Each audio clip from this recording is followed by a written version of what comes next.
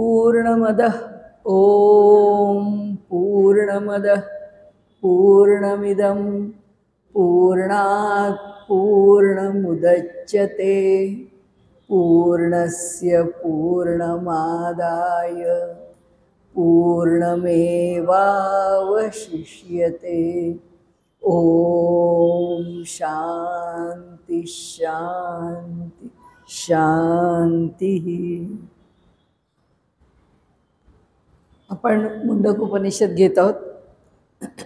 त्याचा द्वितीय अध्याय पहिला खंड चालू आहे। काल आपण बोललो त्याप्रमाणे आणि त्याच्यातले आपण 3 श्लोक घेतले पण आहेत। त्या 3 श्लोकांच्या मधून आता जगाची जी उत्पत्ती आहे ती ह्या मुंडक उपनिषदाला कशी सांगायची आहे, कशी सांगायची आहे याचं कारण आपल्याला आता आपण बघितली आहे त्याची पार्श्वभूमी, की इथे अग्निहोत्राचा विचार करत, इथे प्रवृत्तीपर धर्माचा विचार करत, कर्मकांडाचा विचार करत आपल्याला पारलौकिक विद्येचा किंवा पराविद्येचा विचार करायचा, अध्यात्मविद्येचा विचार करायचा। तर त्या दोघांच्यातला सारखा मेळ ह्या उपनिषदांनी घातलेला आहे। आणि तो मेळ घालताना आता अग्नी, पुन्हा अग्निहोत्र आलं, अग्नीची उपासना आली। अग्निमूर्धा चक्षुषी चंद्र सूर्यो दिशः श्रोत्रे वाग् विवृताश्च वेदाः वायुः प्राणो हृदयं विश्वमस्य पदभ्यां पृथ्वी हेश सर्वभूतांतरात्मा। आता इथे त्यांनी सांगितलं की ह्या अग्नीच्या रूपामधून किंवा ह्या जगताच्या स्वरूपामधून त्या परमात्म्याचं, त्या विराट परमात्म्याचं, तो शब्द आपण आता या उपनिषदात विसरायचाच नाही। हे सगळं जग निर्माण कोणापासून झालं? विराट। तो जो परमात्म्यांनी जे स्वतःचं अमूर्त रूप टाकलं आणि मूर्त रूप घेतलं, म्हणजे प्रत्यक्ष हे जग निर्माण करायला घेतलं, की ते जे रूप आहे ते कोणते? ते विराट। ते विराट सारखं वेगवेगळे शब्द वेगवेगळ्या उपनिषदात येतील। इथे कुठे हिरण्यगर्भ येईल, कुठे प्रकृती येईल, कुठे अजा येईल, कोणतेही शब्द येतील। आत्ता आपल्याला इथे फक्त विराट शब्द बघायचा आहे। आता इथे त्यांनी सांगितलं की ते जे ही सृष्टी उत्पन्न करणारं जे परमात्म्याचं स्वरूप आहे ते स्वरूप तुम्हाला मी दाखवतो। कसं? तर माणसाचं शरीर, त्याच्यातून नाहीतरी आपण सगळ्या देवांना आमच्यासारखं शरीर दिलं आहे। कृष्णही तसेच, राम तसेच, नरसिंह तसेच, मनुष्याच्या देहाप्रमाणेच त्यांचे देह आहेत। जेव्हा देवता उपासना केली जाते, अर्थात तो इतिहास आहे, रामकृष्ण हा काही आपण कल्पिलेला किंवा निर्मिलेला देव नाही आहे, तर ती प्रत्यक्ष घडलेल्या त्या इतिहासातल्या घटना आहे। असो, तो आपला आत्ता विषय नाही। परंतु देवतांचं जे स्वरूप आहे ते जसं मानवी स्वरूपाशी येऊन मिळतं आणि मग आपण त्यांची उपासना करतो, आमच्यासारखे ते, अशी उपासना होते। आता इथे हा अग्नी आहे, ह्या अग्नीची उपासना करताना त्याला मानवी रूप कसं द्यायचं? तर त्यांनी असं म्हटलं आहे की सृष्टी आहे, ही सगळी सृष्टी तिच्या दिव्य भावात आहे आणि मानवाचा देह, मानवाच्या ठिकाणी ज्या अवयवांनी युक्त आहे ते अवयव आणि त्या सृष्टीचा जो भाव, ह्या दोघांना एकत्र केलं आणि त्या दोघांना एकत्र करून त्या देवतेला आकार दिला। आता तो कसा दिला? आता आपल्याला इथे कल्पनेनी तो स्वीकार करतो आपण। अग्निर्मूर्धा चक्षुषी चंद्र सूर्यो म्हणाले, मूर्धस्थानी, मस्तकाच्या स्थानी कोण आहे? तर मस्तकाच्या स्थानी म्हणजे मूर्धस्थानावरती जो परमात्मा आहे तो अग्नी आहे। शिरस्थानावरती त्याचं स्वरूप हे अग्नीचं आहे। हे उलट्या दुसऱ्या बाजूने म्हणू, मस्तक म्हणजे अग्नी आहे, अग्नी सगळ्यात सोपं। आमचं जसं मस्तक आहे तसं ती देवता जर आम्ही कल्पना करायला गेलो किंवा त्या देवतेचं स्वरूप जर आम्ही मूर्त करायला गेलो, आकार द्यायला गेलो, त्याला आविष्काराला आणायला गेलो, तर त्याचं मस्तक काय आहे? त्याचं मस्तक जो आहे, जे आहे तो अग्नी आहे। इथे चक्षुषी चंद्र सूर्य, 2 डोळे आहेत आम्हाला, आमच्या दोन डोळ्यांसारखेच परमात्म्याचे चंद्र आणि सूर्य हे दोन डोळे आहेत. चक्षुषी चंद्र सूर्य, दिशा श्रोत्रे, या सगळ्या दिशा आहेत. या सर्व दिशा ह्या कान आहेत. वाघ विवृताश्च वेदाः, विवृताश्च विवरण करून विस्तारलेले असे जे वेद आहेत, हे जे वेदांचं ज्ञान आहे, ते वेदांचं ज्ञान काय आहे? ते ज्ञान म्हणजे, ते वेद म्हणजे वाणी आहे. भगवंताची वाणी काय आहे? ती वेद आहेत. वायू प्राणो, हा जो सगळा वायू पसरलेला आहे, भरून राहिलेला आहे, अवकाशात भरून राहिलेला आहे, हा जो वायू आहे तो प्राण आहे. आणि त्या वायूला इतर उपनिषदांनी मातरिश्वा वायू असं म्हटलेलं आहे. त्याचं वर्णन मातरिश्वा म्हणून केलेलं आहे. तर इथे वायू प्राणो हृदयम विश्वमस्य म्हणाले. हे संबंध आमचं नामरूपात्मक जे जगत आहे, ते नामरूपात्मक जगत म्हणजेच परमेश्वराचं हृदय आहे. त्याच्या हृदयस्थानी आम्ही आहोत. गंमत कशी आहे बघा. आणि आम्ही आमच्याकरता काय म्हणतो? आमच्या हृदयस्थानी तोच आहे. आमच्या हृदयशेर्जुन तिष्ठती. त्यामुळे ईश्वर सर्वभूतानां हृदयशेर्जुन तिष्ठती भ्रामयन सर्वभूतानी यंत्रारूढानी मायया, की त्याच्या मायेनी, त्याच्या शक्तीनी, त्याच्या सामर्थ्याने हे सगळे एखाद्या जायंट व्हीलवरती, एखाद्या मोठ्या गतिमान चक्रावरती आपल्याला टाकलेलं असावं आणि त्या चक्राकार गतीने हे सगळं जगत जे आहे ते फिरत राहावं. जशी गाडगी मडकी त्या चक्रावरती फिरत राहतात, पाळणे त्या चक्रावरती फिरत राहतात, तसे हे जे सगळे जीव आहेत ते त्या गतीने फिरतात. अर्थात तो विषय आत्ता आपल्याला नको आहे. आपल्याला आता विषय काय हवा आहे? त्याच्या आधीची ओळ हवी. ईश्वर सर्वभूतानां हृदयशेर्जुन तिष्ठती. अरे अर्जुना, हा परमात्मा, हा ईश्वर जो आहे, ईश्वर स्वरूपाला प्राप्त झालेला असा ईश्वर स्वरूपाला असलेला तो परमात्मा आमच्या हृदयामध्ये निवास करतो आहे. अर्थात तो परमात्मा रूपाने पण निवास करतो आहे. त्याची आत्ता आपल्याला गरज नाही.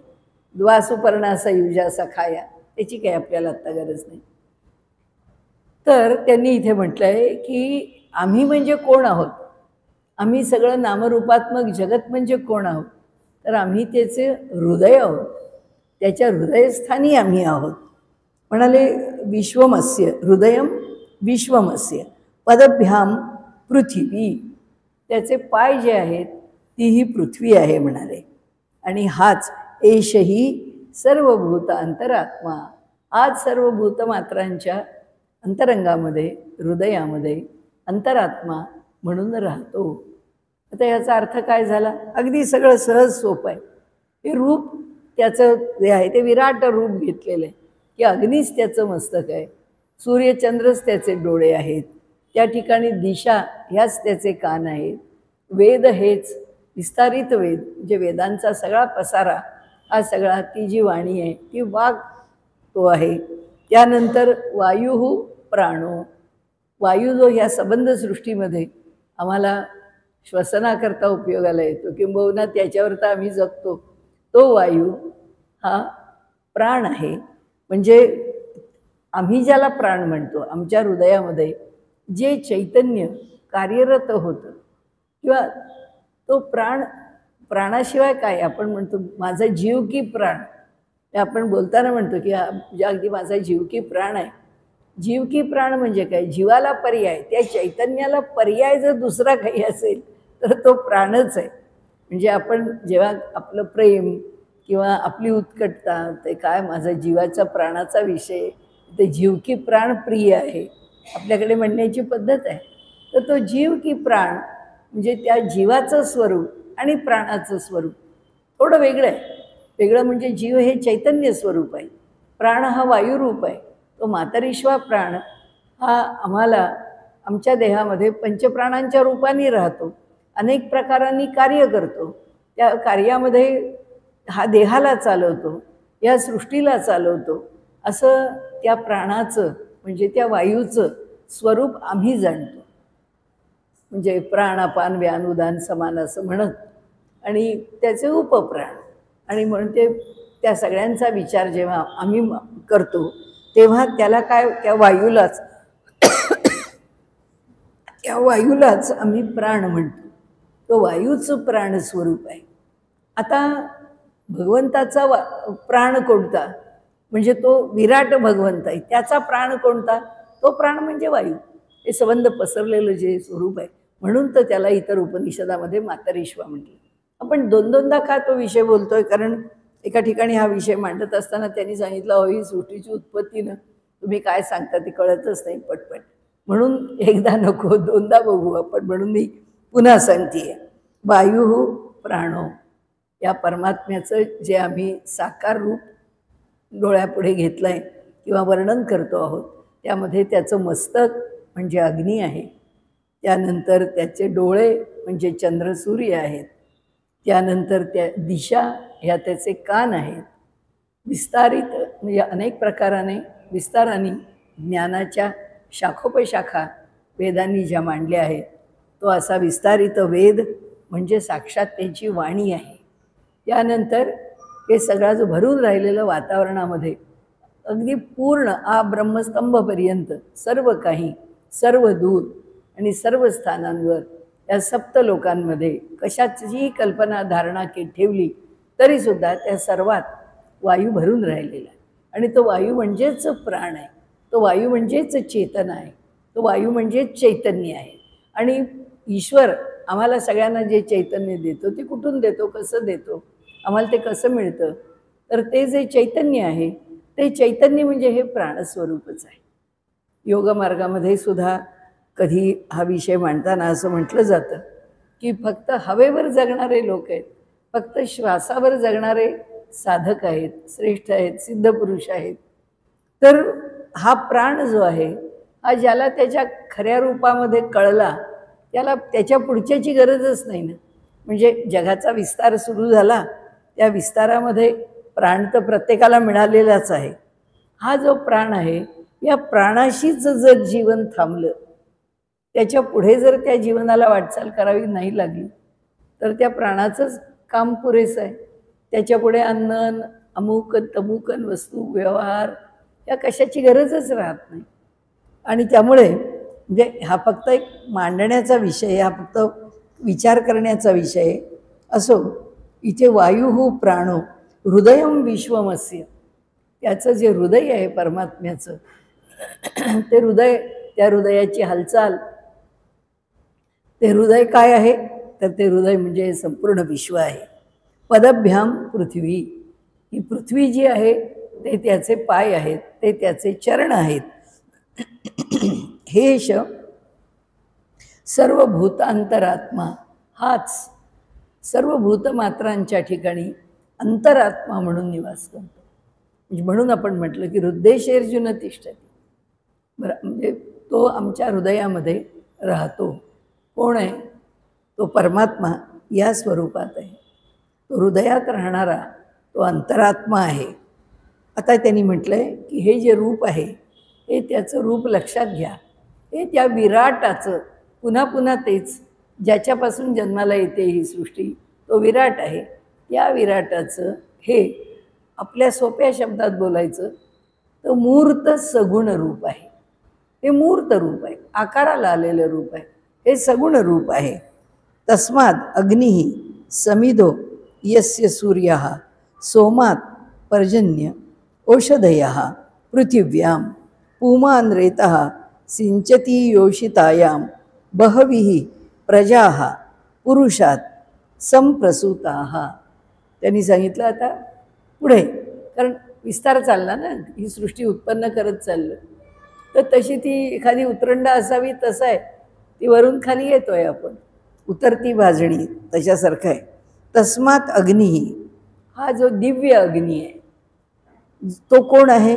समिधो यस्य सूर्यः, या दिव्य अग्नीच्या समिधा, जे त्या अग्नीला सतत पेटत ठेवलेलं जे मस्तकस्थानी आहे, मूर्धस्थानी आहे, ती मूर्धनी स्थानावरती असणारं जे अग्नीचं रूप आहे, म्हणजे ह्या संबंध सृष्टीची ही ऊर्जा आहे.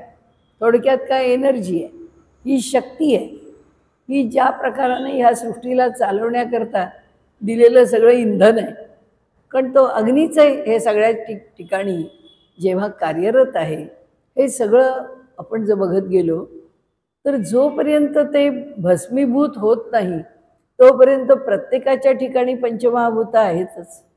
ती तशी आकाराला सृष्टी जड असो की सृष्टी चेतन असो ती पंचमहाभूतांनी युक्तच आहे. आणि त्यामुळे हा जो अग्नी आहे ही पंचमहाभूत जेव्हा आहेत तेव्हा त्यात अग्नी आहे आणि जेव्हा त्यात अग्नी आहे तेव्हा त्यात चेतना आहेच, त्यात वायू आहे, चेतना आहेच. आणि त्यामुळे हे जे स्वरूप आहे हा दिव्य अग्नी आहे म्हणतात.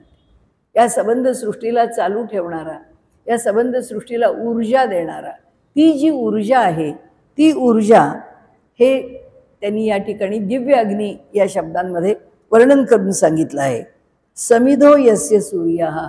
आता आम्हाला सूर्य दिसतो, आपण म्हणतो की सूर्य उगवला नाही तर, सूर्यच नष्ट झाला तर मग या पृथ्वीचं काय होईल वगैरे वगैरे आपण शाळेत निबंध लिहिले.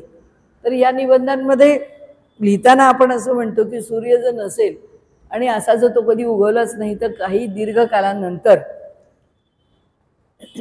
सगळी सृष्टी नष्ट होऊन जाईल. तर ह्या सृष्टीला जर चालवायचं असेल तर ते चालवणारं कोण आहे?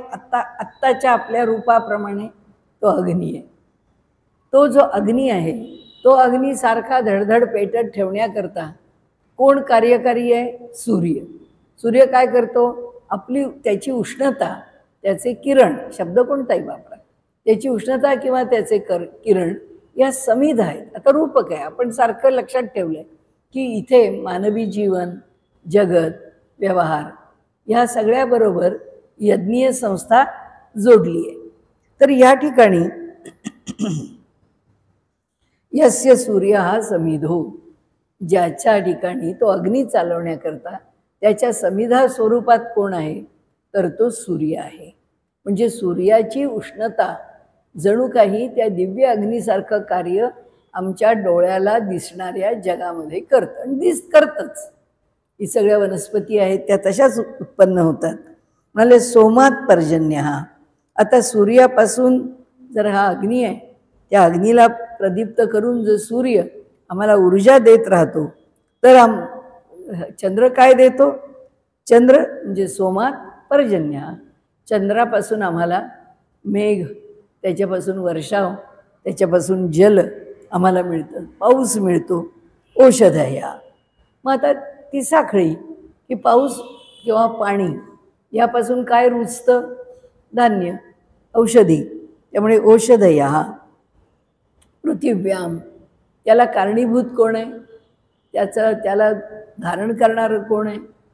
किंवा ते कशाच्या आधाराने होतं? पृथ्वीच्या. पृथ्वी त्याचा आधार आहे, ती धारण करणारी आहे, म्हणून तिथे औषधी निर्माण होते. आता ह्या सगळ्याचा त्यांचा अर्थ काय झाला? ते म्हणाले आता तुम्ही पुढे आलात, कारण ह्याच्यात आपण काल म्हटलं तसं फार मोठा काही विषय आहे आणि त्याच्यात काही चर्चा करायची आहे असा विषय नाही आहे. इथला विषय महत्त्वाचा एवढाच आहे की ह्या सगळ्या जगताची उत्पत्ती जी आहे ती परमेश्वरापासून होते. हे त्यांना फक्त त्यांच्या पद्धतीने दृढ करून सांगायचं बस. आमच्या पद्धतीने हे असंच आहे. कारण प्रत्येक उपनिषदात आहे, आपण पहिल्यापासून पाहिलेलं आहे की उपनिषद कोणते कोणते विषय मांडतं? जीव, जगत, जगदीश्वर, साधना आणि मोक्ष. 5 विषय असतात. उपनिषदांचे विषय 5 हे प्रत्येक उपनिषदामध्ये मांडलंच जातं. जीव या आत्म्याचं स्वरूप, म्हणजे या जीवात्म्याचं स्वरूप कसं आहे ते कोणाला जसं वाटतं तसं. आपण काल म्हटलं तसं देहबुद्ध्यातो दासोस्मी, जीवबुद्ध्यात्वदंशका, आत्मबुद्ध्यात्वमेवाहम इति मे निश्चितामती. की प्रत्येकजण आपापल्या पातळीवरती त्याचा विचार करतो, विचार मांडतो. तर गंमत अशी आहे की या प्रत्येकाला जेव्हा आपलं तत्त्वज्ञान उभं करायचं आहे त्यावेळी म्हणाले ते तत्त्वज्ञान ज्या पातळीवर उभं राहतं ते तस्मात अग्निही समिधो यस्य सूर्य हे सांगताना आता पुन्हा त्या तत्त्वज्ञानाची ओळख एकदा बघू, आपण पुढे जाऊ. तस्मात अग्नी म्हणून तो दिव्य अग्नी त्याला चालू ठेवण्याकरता सूर्याच्या समिधा, त्याचबरोबर सूर्य ही ऊर्जा सातत्याने निर्माण करत राहतो, तो निर्माण करत राहतो, या सृष्टीला पुरवतो, ही सृष्टी चालवतो. चंद्र हा पर्जन्याचा कारक आहे, तो पर्जन्यामुळे जे जल आहे त्या जलाचं सिंचन करून ह्या पृथ्वीच्या आधाराने तो आम्हाला धान्य उगवून देतो. तर हे पुन्हा पुन्हा आपण का सांगतो आहोत, त्याचं कारण एकच की इथे सृष्टीची निर्मिती सांगताना ही प्रक्रिया स्वीकारली आहे. मग इथे परवा एकदा कोणीतरी मला प्रश्न विचारला होता की अहो मग इथे सत्वरजतम येतच नाही. म्हटलं काही त्यांना गरज नाही. त्यांना उत्पत्ती सांगायला सत्वरजतम, त्यांना उत्पत्ती सांगायला तो अहंकार, तो वैश्विक अहंकार, वैश्विक जाणीव, त्यांना काही गरज नाही आहे. त्यांना तो कॉस्मिक इंटेलिजन्स नको, त्यांना तो कॉस्मिक इगो नको, दोन्ही नको, काहीच गरज नाही आहे. या संबंध वैश्विक असणारं जे जाणीवेचं किंवा ज्ञानाचं स्वरूप आणि वैश्विक असणारं जे अहंकाराचं, अहंकार याचा अर्थ अस्तित्वाची जाणीव आहे ना. या संबंध सृष्टीमध्ये अस्तित्वाची जाणीव भरून राहिली आहे म्हणून तर ती आमच्या ठिकाणी आहे, नाही तर ती राहिली नसती. असो, तो विषय इथे नाही. पण सृष्टी उत्पन्न करताना इतरत्र जेव्हा आम्ही सत्वरजतमाचा विचार करतो आणि त्या त्रिगुणाच्या ठिकाणी जेव्हा तारतम्य उत्पन्न होतं, त्याच्यातून सृष्टी उत्पन्न होते, असं तिथे म्हटलं, इथे नाही म्हटलं. इथे म्हणताना फक्त आता लक्षातच ठेवायचं की ही केवळ यज्ञीय प्रक्रिया आहे आणि यज्ञीय प्रक्रियेमधूनच आपल्याला हे सगळं उपनिषद समजून घ्यायचं आहे आणि तत्त्वज्ञान समजून घ्यायचं. तत्त्वज्ञान समजण्याच्या जशा अनेक पद्धती आहेत, पाचही आचार्यांच्याकडनं तत्त्वज्ञान समजून घेताना त्यांची त्यांची भूमिका जशी पाहिली जाते तसंच इथे आहे.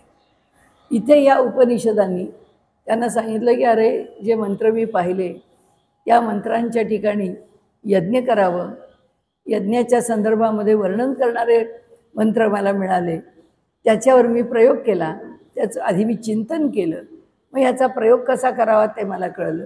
प्रयोग कसा करावा हे कळताना मला पहिल्यांदा इष्टी कशी करायची ते कळलं. कारण अग्नी घर्षणातून उत्पन्न होतो. अग्नीच्या ठिकाणी आपण जर पाहिलं असेल तर अरणी आणि मंथा असतो आणि त्या अरणी मंथ्यानी तो शुद्ध अग्नी प्रदीप्त केला जातो. तर म्हणाले ती शुद्ध अग्नी प्रदीप्त करण्याची प्रक्रिया कुणी काढली? या ऋषीमुनींनी.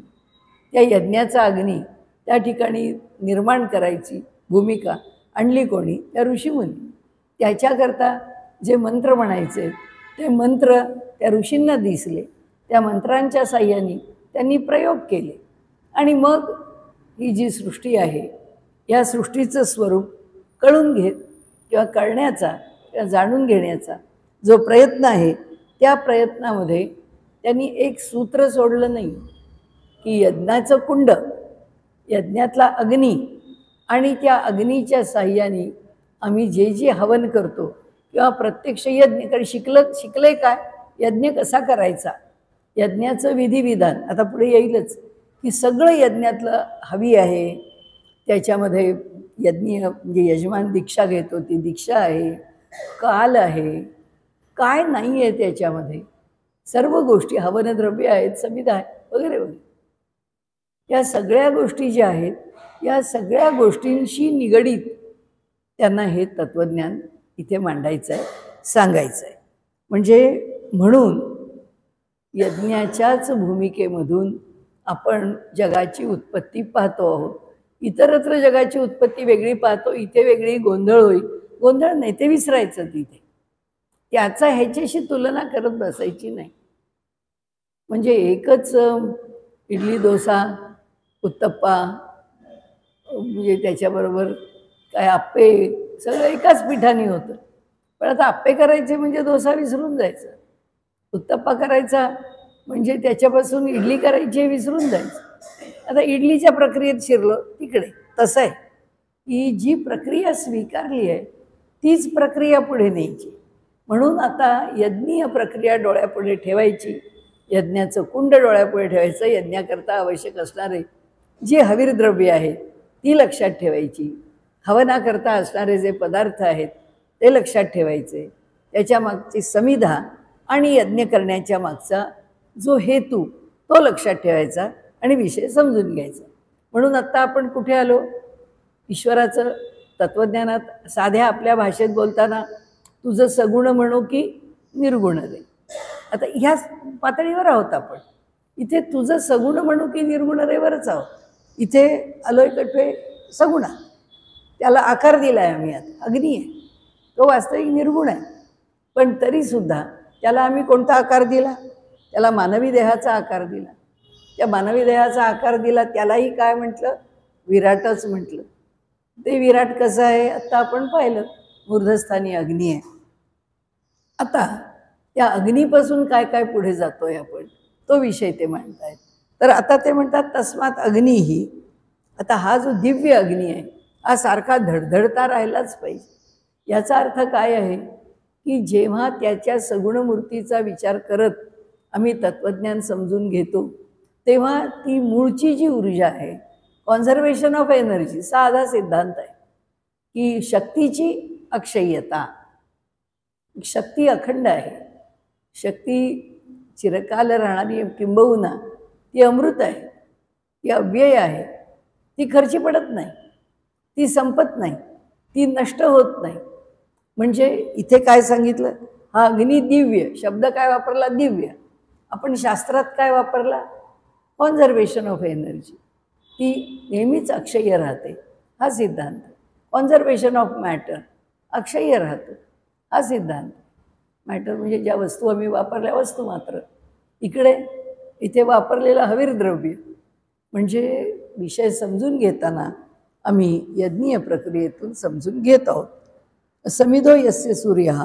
आता सोमात पर्जन्य, अर्थात चंद्रापासून पाऊस, पावसापासून वनस्पती कुणाच्या आधाराने? या पृथ्वीच्या आधाराने. आता पृथ्वीच्या आधारापर्यंत येऊन पोचलो.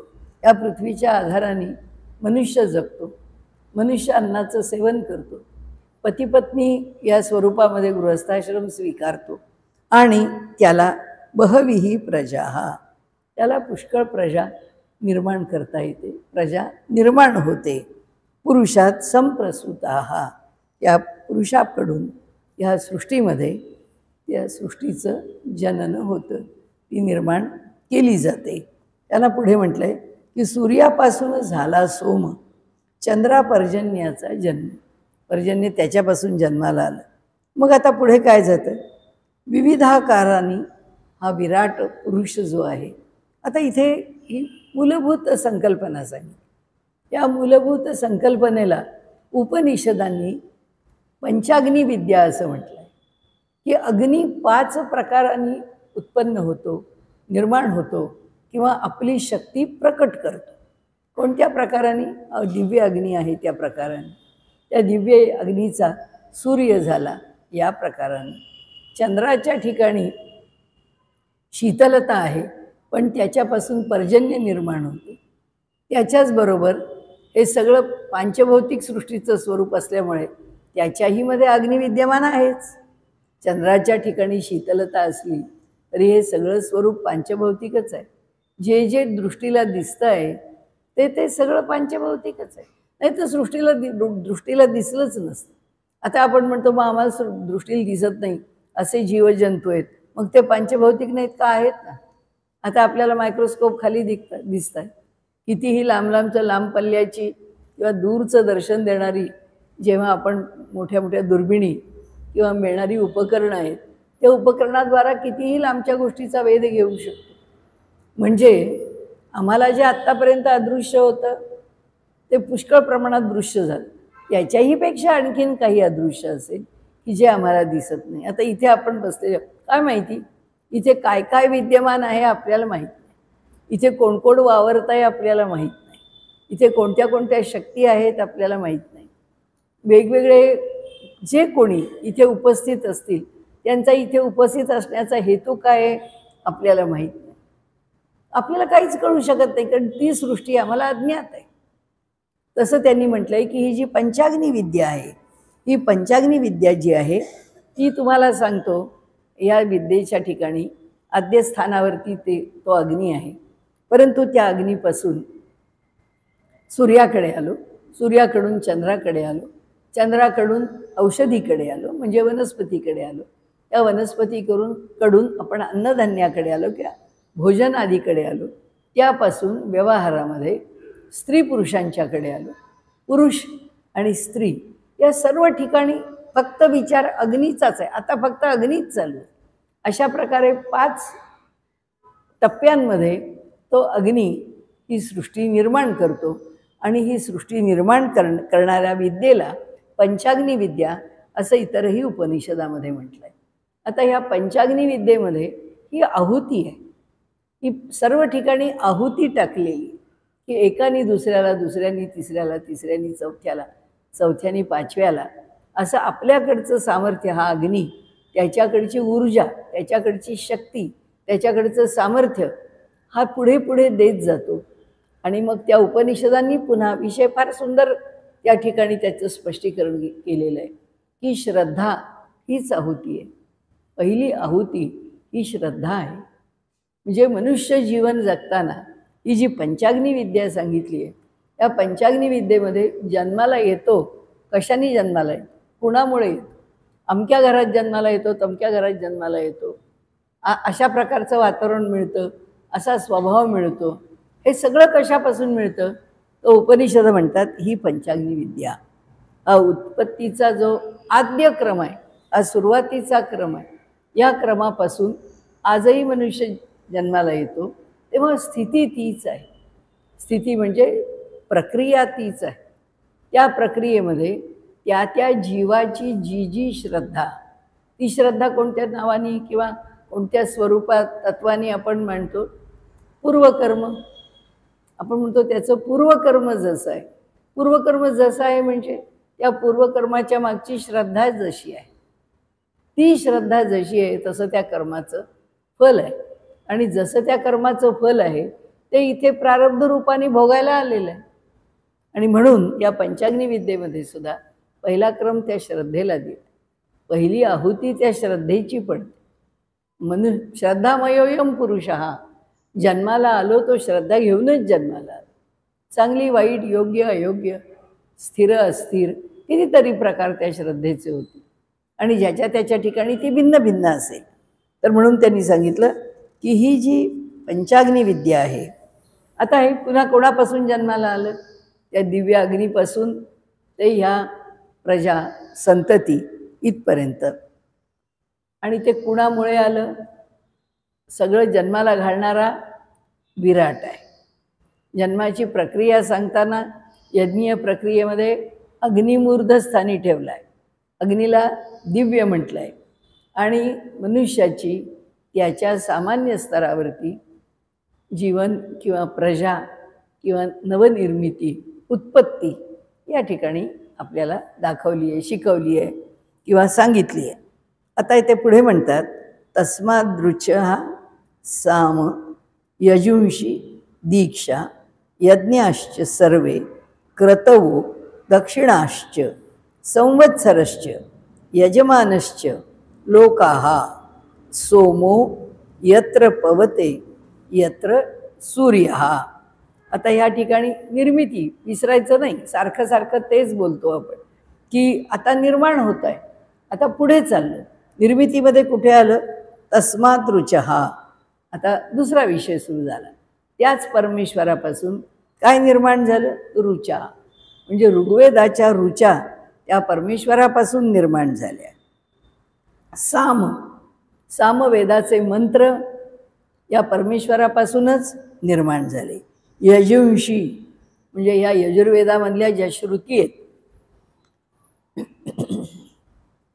त्या श्रुतीसुद्धा याच परमेश्वरापासूनच निर्माण झाल्या. दीक्षा, आता यज्ञ विसरत नाही आहे, त्यामुळे यज्ञामध्ये यजमान दीक्षा घेऊन यज्ञाकरता सिद्ध होत.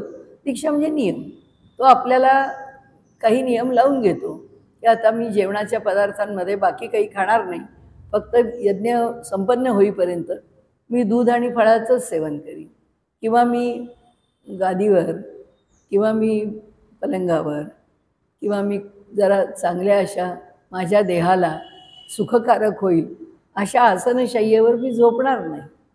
मी एखादी चटई टाकीन, एखादी सतरंजी टाकीन आणि झोपेन. मला दुसरं म्हणजे एक जे व्रत आहे किंवा जे नियम लावून घेतले जातात ते नियम लावून घेणे, ते नियम पक्के करणे, तो यज्ञ संपन्न होईपर्यंत त्याच नियमामध्ये आचरण करत राहणे, त्याला दीक्षा म्हणतात. की यजमानाने आता यज्ञाची दीक्षा घेतलेली आहे. म्हणून तर गंगा अवतरणाच्या वेळी तो दीक्षा घेऊन केव्हापासून बसलेला यज्ञ होतोय कुठे, त्या स्थितीमध्ये थांबावं लागलेलं आहे. दीर्घ काळ निघून गेलेला आहे. दीक्षा यज्ञाश्च सर्वे क्रतवो. आता सर्व प्रकारचे यज्ञ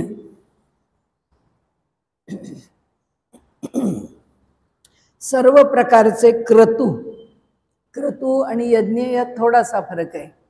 यज्ञामध्ये नित्ययज्ञ आहेत, त्यामध्ये चातुर्मासी यज्ञ आहेत, दर्शपौर्णिमासी यज्ञ आहेत आणि त्यामध्ये पशुबली नाही आहे.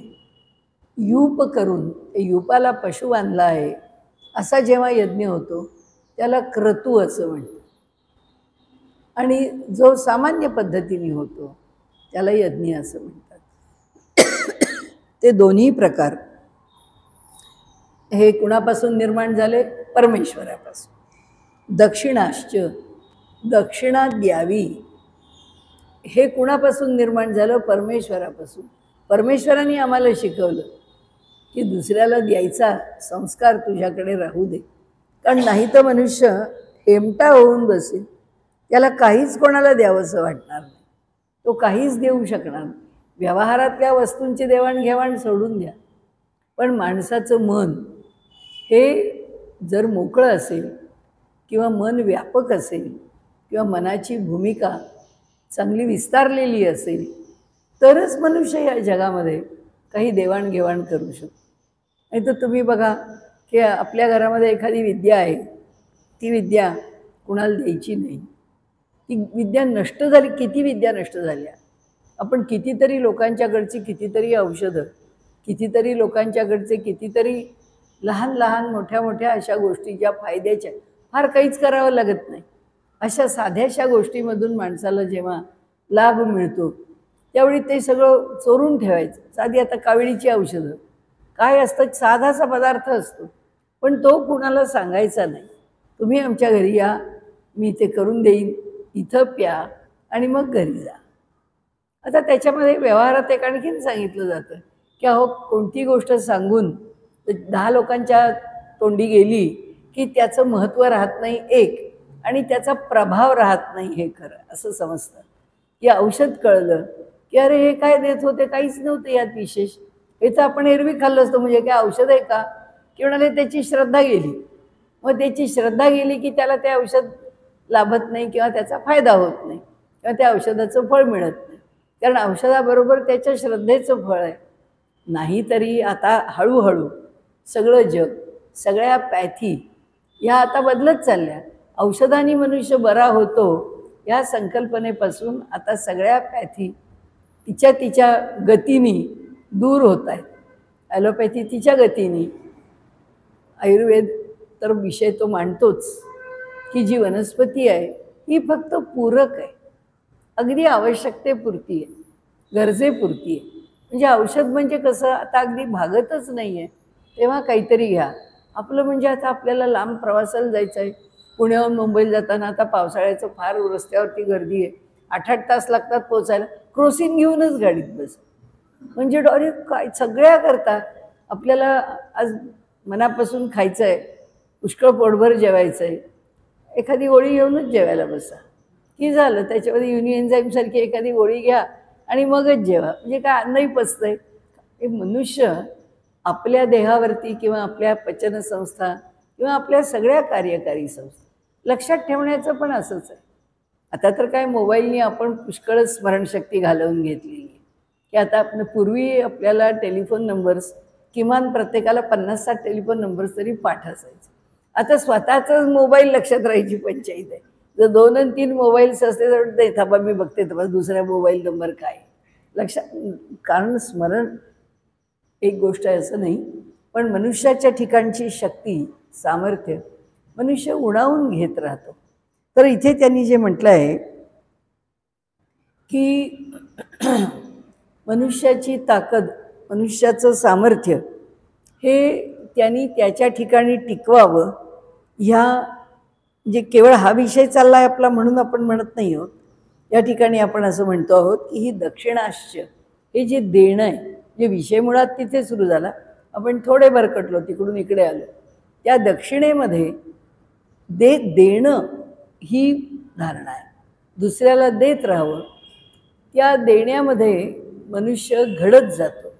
त्या देण्यानी माणसाच्या ठिकाणी एक संपन्नता तर येतेच येते, पण त्या अंतःकरणाच्या विशालतेतून, त्या आरोग्य संपन्नतेमधून मनुष्याचं जीवन अधिकाधिक समृद्ध होत जातं.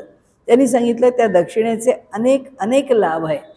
त्या आता आपण त्याचा विचार करायचा तर दक्षिणा ही समाजाचा आर्थिकदृष्ट्या सुद्धा संतुलन राखणारी आहे, की ज्याच्याकडे अधिक आहे त्यांनी दुसऱ्याला द्यावं.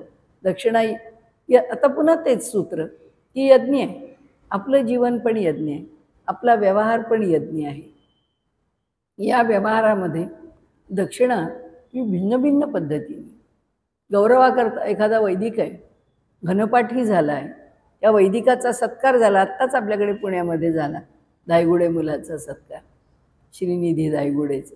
केवढा तेजस्वी मुलगा आहे, घनपाठी ब्राह्मण झाला, ऋग्वेदाचे 10,000 श्लोक, त्याचा घनपाठ, एक एक शब्द 16 वेळा फिरतो.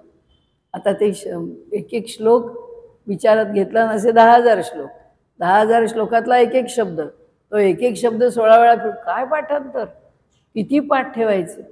एवढं मोठं पाठांतर ज्याच्या ठिकाणी होतं. आता आपल्यासारख्या माणसाचं काम आहे त्याला दक्षिणा देणं, त्याचा गौरव करणं, त्याचा सत्कार करणं, त्याच्या विद्येच्या ठिकाणी नम्र होऊन आपल्या भावना प्रकट करणं, की त्या विद्येचा गौरव, आमच्या मनात काय सन्मान आहे त्याच्याकरता दक्षिणा आहे. आपण मगाशी म्हटलं तसं की केवळ वैदिक आहे, काही घेत नाही. आता तो जेव्हा याज्ञिकी करतो त्यावेळी दक्षिणेशिवाय त्याचा व्यवहार चालत नाही. या याज्ञिकीमध्ये दिली गेलेली जी दक्षिणा आहे ती कारण तो काय आहे, तो अयाचित वृत्तीने राहतो. त्यावेळी दक्षिणा म्हणून जे दिलं आहे तेवढंच तो स्वीकारतो. त्यानंतर दुसरं मिळवायला किंवा कुणाकडून दिसला, भेटला, नमस्कार केला, दिले पैसे, हे आता झालं आहे की आमचे महाराज भेटला. आम्हाला शास्त्र लावलेलं आहे की कुणाही मोठ्या माणसाला भेटायला गेलं तर रिक्त हस्तानी जाऊ नये, असं आपल्याकडे शास्त्र म्हणून पण सांगितलं. पण ही दक्षिणा जी आहे, ही दक्षिणा एका वेगवेगळ्या प्रकारांनी ही दक्षिणा दिली जाते. विद्यार्थ्यांना शिकता यावं, विद्यार्थी नीटपणे राहू शकावेत, असं शिकायला कुठेतरी राहिलेत. बिचाऱ्यांच्या कपड्यांचं काय, बिचाऱ्यांच्या परिस्थितीचं काय, म्हणजे कुठे कधी चादर लागते, कुठे काही वस्तू लागते, कुठे काही खायचे प्यायचे पदार्थ लागतात, काही लागू शकतं. जे काही लागेल त्याकरता जे पैसे पाहिजेत त्याकरता दिली गेलेली दक्षिणा आहे. अशा दक्षिणांचे वेगवेगळे अर्थ लावून दक्षिणांचं स्वरूप आपल्याकडे सांगितलं आहे. पण दक्षिणा जरूर द्यावी, जरूर द्यावी. ज्या पद्धतीने त्या दक्षिणेचा अर्थ लावायचा आहे, विचार करायचा आहे, त्या पद्धतीने करावा. परंतु मी आपल्याला आत्ता म्हटलं तसं की त्या मुलाला इतक्या लोकांनी इतक्या सुंदर प्रकाराने दक्षिणा दिली की समजा त्या मुलाकडे आज 5 लाख 10 लाख काय जमा झाले असते, तर बस आहे ना, बँकेत ठेवले त्यांनी आणि त्याचं व्याज घेत राहिला, तर त्याला काळजीच नको की आपण पैशाचं नियोजन कसं करायचं. कारण समाजाच्या आश्रयावरतीच जो अयाचित वृत्तीने राहणार आहे तो जगत असतो.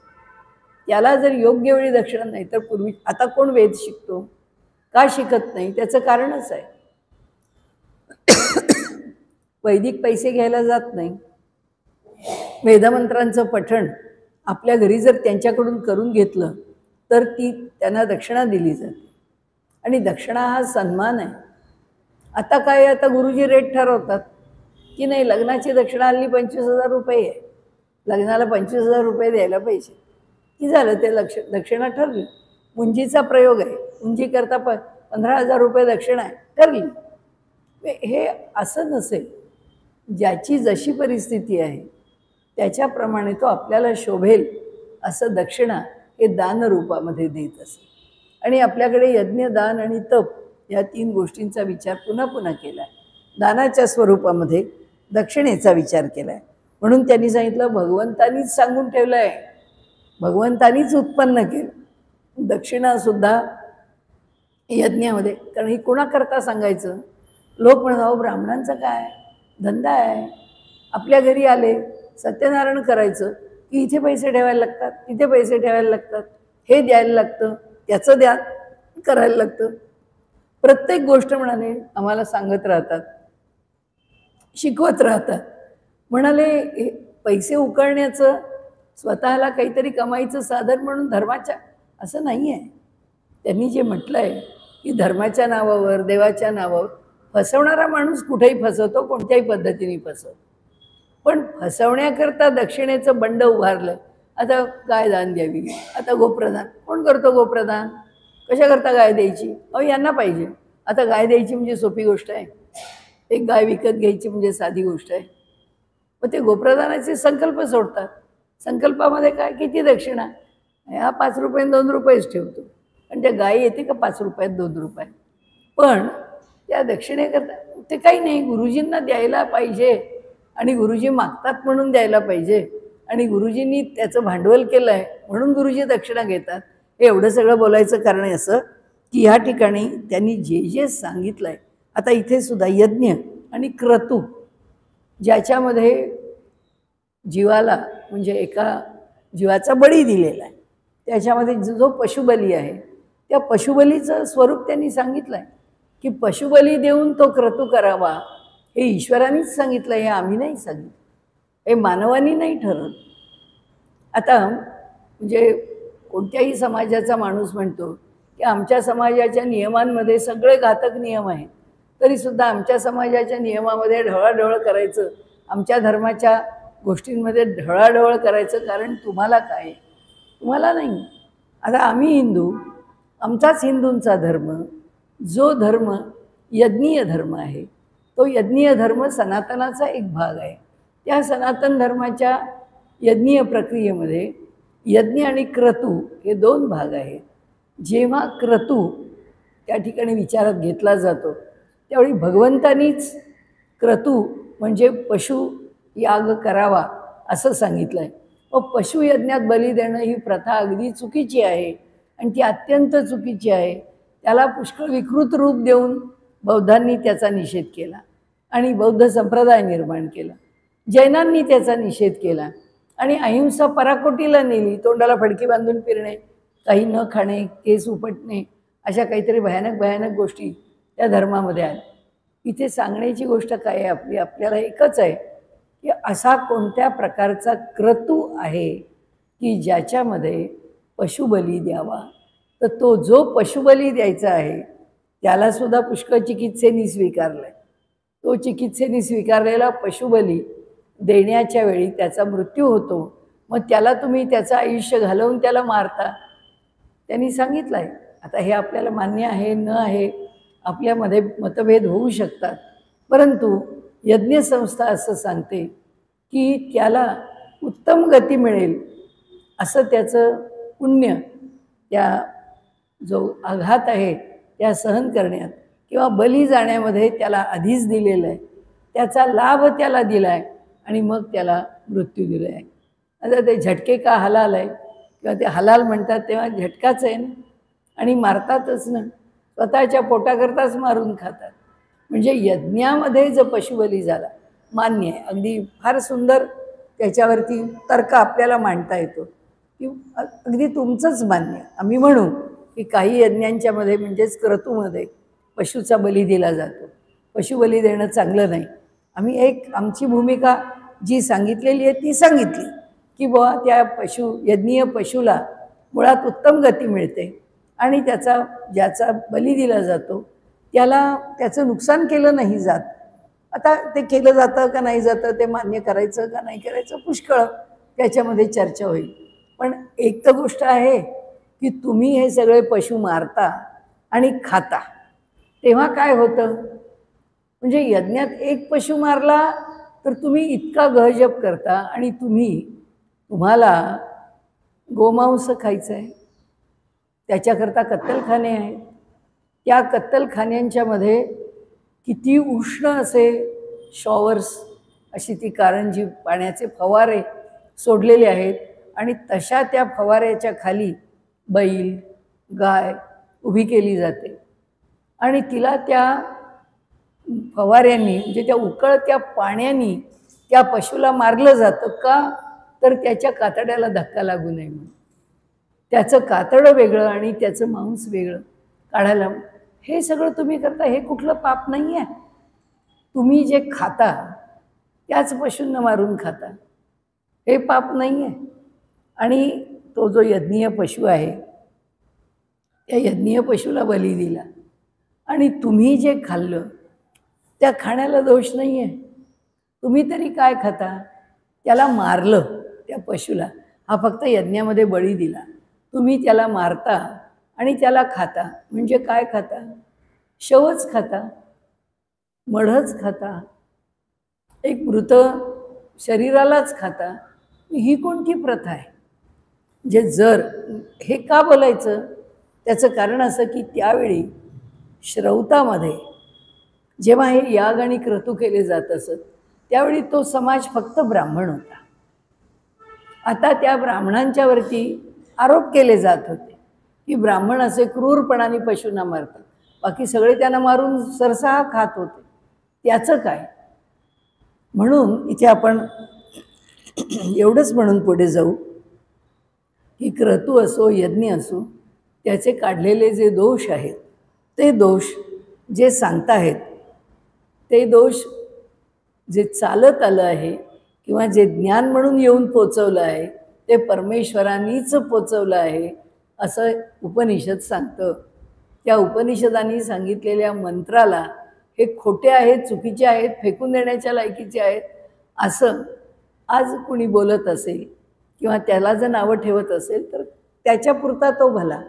कारण जोपर्यंत या देशामध्ये त्याला अतिरिक्त स्वातंत्र्य बोलण्याचं देऊन ठेवलेलं आहे की ज्याच्यामुळे मनुष्य काहीच्या बाही बोलतो, त्या स्वातंत्र्यात तो काही बोलू शकतो. पण इथे आम्ही दिलेला एक सुसंगत तर्क असाच आहे की दक्षिणा असो, यज्ञ असो, क्रतू असो, यजमानाची दीक्षा असो, सर्व काही हे वेदांनीच सांगितलं आहे. संवत्सरश्च वेदांनी सांगितलं आहे, म्हणजे परमेश्वरापासून उत्पन्न झालं आहे हे वेदांनी सांगितलं आहे. म्हणजे या मंत्रामध्ये आम्हाला सांगितलं आहे. संवत्सरश्च काल आहे. कालाच्या मापन पद्धतीने काल आम्हाला परमेश्वरांनीच सांगितलं आहे. असं कुठे मुहूर्त असतो का? वाईट काल असतो का? आणि चांगला काळ असतो का? सगळा काळ शुभच असतो, कुठे अशुभ असतो? असं म्हणून मनुष्य त्याच्यावरती पुष्कळ तरकट करतो. त्यांनी सांगितलं आहे तोही काळ परमेश्वरांनी सांगितलं की आकाशातल्या ज्या ग्रहस्थिती आहेत त्या ग्रहस्थितींच्या गती स्थितीप्रमाणे मनुष्याच्या जीवनावर परिणाम होत असतो. तर त्या स्थितीगतीचे परिणाम काय आणि कशाने आपण पाहिलं. 6वं ज्योतिष अंग आहे या वेदांना समजून घेताना. जे आपण शिक्षा, कल्प, व्याकरण वगैरे बघितलं त्याच्यामध्ये शेवटी ज्योतिष आहे. म्हणजे कालाचा महिमा, कालाची अनुकूलता, कालाची प्रतिकूलता या ठिकाणी कुणी सांगितली? त्या कालाला जाणून घ्यायला कुणी सांगितलं? कालाचं मापन कुणी शिकवलं? म्हणजे अगदी पळापासून त्याचं मापन शिकवलं ते कोणी शिकवलं? तेही म्हणाले परमेश्वरांनीच आम्हाला दिलं. यजमानश्च कसं दिलं? आता पुन्हा एक प्रश्न येईल आपल्याला. त्यांनी त्या त्या ऋषींच्या ठिकाणी त्या त्या अभ्यास करणाऱ्या विद्वानाच्या ठिकाणी ते स्फुरण दिलं. त्यांनी ते स्फुरण दिलं, त्या स्फुरणामधून ते लोकांच्याकरता उपलब्ध झालं. आजही जेव्हा आपण विज्ञानाचे शोध लागतात त्यावेळीसुद्धा आईन्स्टाईनसारखा मनुष्यसुद्धा म्हणतो की हा जो शोध आहे तो मला काही लॅबमध्ये लागलेला नाही. ती इंट्युइटिव्ह फॅकल्टी ऑफ नॉलेज आहे, इंट्युइशन, ते अंतस्फुरण आहे. त्या अंतस्फुरणातून ती गोष्ट आली. आपण व्यवहारात म्हणतो घंटी बजी, या अरे हो असं वाटलं आता असं करायला हरकत नाही. घंटीबाजी काय वही आहे की आपल्याला जेव्हा आतून एक येतं, एकदम कळतं, वाटतं, एखादं स्फुरण यावं तसं होतं आणि मनुष्य म्हणतो की बघा ही गोष्ट अशी कळेल. तसंच आहे, आमची सामान्य स्फुरण आहे, त्यांचं तप आहे आणि जितकं तप आहे शास्त्रज्ञांचं पण तपच आहे, पण फार अलीकडच्या पातळीवरचं तप आहे. म्हणून जेव्हा शास्त्रज्ञ शोध लावतात तेव्हा त्या शोधानंतर कुठे पोचतात, असंच एक तत्व किंवा असंच एक सूत्र किंवा असंच एक त्यांच्याकडे सिद्धांत त्यांना मिळतो की जो फार काळ टिकत नाही. कारण तेवढंच ज्ञानाची मर्यादा आहे, त्या ज्ञानाचं सत्यत्व तेवढंच आहे, त्याला सत्यता तितकीच आहे आणि त्यामुळे ते ज्ञान चिरकाल टिकणारं त्रिकालाबाधित सत्य असत नाही. वेदांच्या ज्ञानाला म्हणून आपण त्रिकालाबाधित सत्य म्हणतो की त्याचे सिद्धांत कधी काळाच्या ओघामध्ये निष्फळ ठरतच नाही, निरुपयोगी ठरतच नाही, ते बाद होतच नाही. त्याचं कारण आहे की ज्याला ते सिद्धांत स्फुरतात त्याचं तप त्या सत्याच्या बरोबरचं असतं पूर्ण. आता जे सत्य आहे, जे ऋत आहे, निखळ सत्य आहे, त्याला ऋत म्हणतात. ऋत आणि सत्य, इथे जसे यज्ञ आणि कर्तृ आहे ना, तसं सत्यामध्ये सुद्धा निखळ सत्य आहे. ऋत शाश्वत सत्य आणि सत्य द्वंद्वामध्ये आलेलं सत्य आहे की जे असत्य नाही त्या पातळीवर सत्य, आणि त्याचबरोबर जे निखळ सत्य आहे तेही सत्य असो. परंतु हे जे जे काही आम्हाला प्राप्त आहे ते यजमानश्च, यजमान कुणी व्हावं, यजमानाला कुणी उत्पन्न केलं, परमेश्वराने उत्पन्न केलं. आता आपल्याला मगाशी म्हटलं तसं त्या मुलाच्या ठिकाणी एवढं सामर्थ्य देऊन त्या मुलाला आज असा काही श्रेष्ठ घनपाठी केलेला आहे. त्या मुलाची बुद्धी अशी आहे, कोणताही मंत्र घ्या, कोणत्याही मंत्राचा कोणताही तुकडा घ्या, त्या तुकड्याला घेऊन त्याला म्हणायला सांगा, आता कुठला तरी एखादा मंत्र उचलला आणि म्हटलं तो तिथून सुरू कर आणि त्याचं तिथून बरोबर पुढे येत. म्हणजे स्मरणशक्ती काय, बुद्धिमत्ता विलक्षण आहे. म्हणजे तोच एकटा जन्माला आला असं नाही. आत्ता समोर आहे 18 वर्षाचा मुलगा आहे आणि 11व्या वर्षापासून 18व्या वर्षापर्यंत 7 वर्ष अभ्यास करून हे प्रावीण्य त्या मुलाने मिळवले. त्याचं कौतुकच आहे. म्हणून ते म्हणतात की तसंच तो तसा का जन्माला आला, भगवंतानी त्याला तसा जन्माला घातला. हा जो यजमान आहे, एखाद्या मोठ्या यज्ञाचा यजमान जो होऊ शकतो, त्याला अधिकार कोणी दिला, त्याला अधिकार परमात्म्यानेच दिला. तो यजमान होण्याचा अधिकार परमात्म्याने दिला. का दिला? कारण त्या प्रकारचा यज्ञ संपन्न करण्याकरता तो कसा असला पाहिजे, त्याचं आचरण कसं असलं पाहिजे, त्याचा अधिकार काय आहे, या सगळ्याचा विचार करून यजमान दिला. तो ह्यांनी यज्ञ करू नका आणि त्यांनी करावा का, हे द्या फेकून ते द्या टाकून, हे जे आहे हा सगळा अज्ञानाचा भाग आहे. अहो तुम्ही सांगत का नाही, हे जर ब्राह्मण असे करतात तिथे आम्हाला अधिकार द्या सांगतात, तुम्ही जा ना एखाद्या लॅबमध्ये, तुम्ही जा ना एखाद्या संशोधन केंद्रामध्ये आणि सांगा हे सगळ्यांना बाहेर काढून टाका, इथे संशोधन उद्यापासून आम्ही करू. तुम्हाला माहिती आहे हे आपल्याला येणारच नाही, ते येणार नाही, तिथे आम्ही जाऊन काहीच करू शकणार नाही. पण ह्या लोकांना त्रास द्यायला, हे आम्ही ज्यांना निरुपद्रवी प्राणी आहेत. त्याचं कारण असं की आज तुम्हाला विरोध करण्याची ताकद त्यांच्याकडे उरलेली नाही. जेव्हा शापादपी शरादपी होतं तेव्हा ब्राह्मण कसा होता, त्यावेळी तो कसा सबल होता, शाप देण्याचंही सामर्थ्य होतं आणि हातात धनुष्य बाण घेऊन विरासारखं लढण्याचंही सामर्थ्य होतं. तेव्हा कुणाची हिंमत नव्हती. म्हणून हा जो यजमान आहे, ज्या यजमानाला, ज्या ब्राह्मणाला, ज्या श्रोत्रिय ब्राह्मणाला यज्ञ करण्याचा अधिकार दिला आहे, असा ब्राह्मणसुद्धा जन्माला घातला आहे. तो ब्राह्मण म्हणून तर त्या ब्राह्मणाचं मोठेपण का सांगितलं जातं, तर म्हणाले त्यालाही तिथं ते काय सोपं आहे काय, शिव्या घालणं ब्राह्मणाला खूप सोपं आहे, पण खरा ब्राह्मण होणं फार अवघड आहे. आता ब्राह्मणालाच ब्राह्मणासारखं राहता येत नाही आहे, तर इतरांचं काय सांगावं, कारण तो राहूच शकत नाही आहे. त्याला तर तो संयम नको आहे, त्याला ते नियम नको आहेत, त्याला ती शुचिता नको आहे, त्याला ते गुणांचं संवर्धन नको आहे. त्याला सगळं आपल्याला जे सोपं आहे, सुटसुटीत आहे, आपल्या सुखाचं आहे ते पाहिजे. जे सगळं सुखाचं आहे ते सगळं आम्हाला तरी मान द्या असं होत नसतं. त्या यजमानाला मान तेव्हा आहे, त्याचा अधिकार तेव्हा आहे. असाच यज्ञाला बसणारा आहे की ज्याचं सामर्थ्य आहे. जो शरादपी आणि जरी तो असला नाही तरी आपल्याला एक म्हणता येतं की त्याच्या ठिकाणी दोन्ही आहे. शाब्देच परेच निष्णातः. त्या परेच्या पातळीवर त्याची निष्णातता काय असेल की असेल, पण त्याचं ज्ञान चोख आहे आणि त्याचं आचरण शुद्ध आहे. असा असल्याशिवाय तो यजमान श्रोत्रिय तो त्या जागेवर बसू शकत नाही. आणि त्याचं हे सामर्थ्य त्याच्या ठिकाणी ज्यांनी निर्माण केलेलं आहे तो परमात्मा आहे. म्हणून पुन्हा पुन्हा मी म्हणते, त्या मुलाला हे स्मरण राहणं इतक्या लहान वयात, सगळे मोह दूर करून फक्त सकाळी उठल्यापासून रात्रीपर्यंत भोकणं, कशाला श्रोत्रियच पाहिजे. सचिन तेंडुलकर म्हणतो ना की शाळा सोडून आम्ही दुसरं काहीच पाहिलं नाही, क्रिकेटचं ग्राउंडच, अखंड खेळतच राहणे साधनाच आहे. ती केल्याशिवाय तुम्हाला असे वर्ल्ड रेकॉर्ड तुमच्या ठिकाणी तुमच्या खेळाचं रेकॉर्ड निर्माण होऊ शकत नाही. त्यांनी सांगितलं ना, माझं रेकॉर्ड मोडणं अवघड आहे, पण पुढे विराट कोहली मोडी म्हणजे आलंच की पुन्हा असाच कुणीतरी तपस्वी आला जन्माला तर तो माझा रेकॉर्ड मोडी. पण असो, आपण पुढे जाऊ.